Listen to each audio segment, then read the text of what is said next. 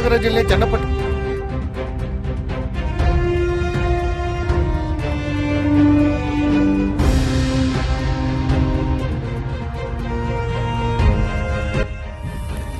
ರಾಮನಗರ ಜಿಲ್ಲೆ ಚನ್ನಪಟ್ಟಣ ತಾಲೂಕು ಮೋಳೆದೊಡ್ಡಿ ಗ್ರಾಮದಲ್ಲಿ ಅಡಿಗೆ ಮಾಡುವ ಸಿಲಿಂಡರ್ ಸಿಡಿದು ಮನೆಯು ಸಂಪೂರ್ಣವಾಗಿ ಬೆಂಕಿಯಿಂದ ಸುಟ್ಟು ಹೋಗಿರುವ ಘಟನೆಯು ಸಂಭವಿಸಿದೆ.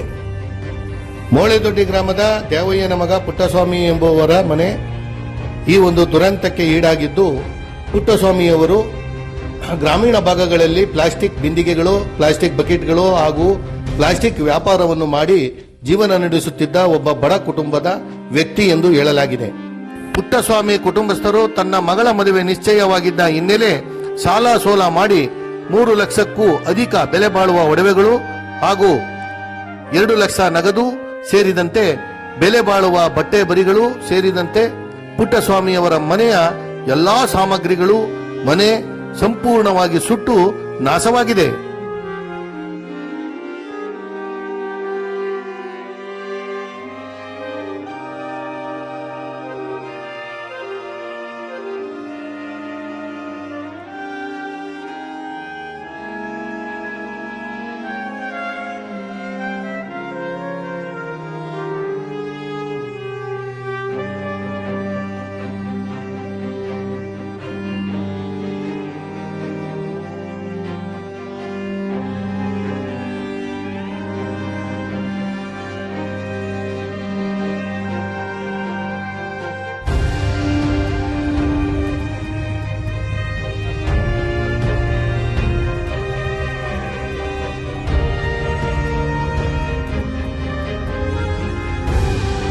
ನಡೀತು ಸರ್.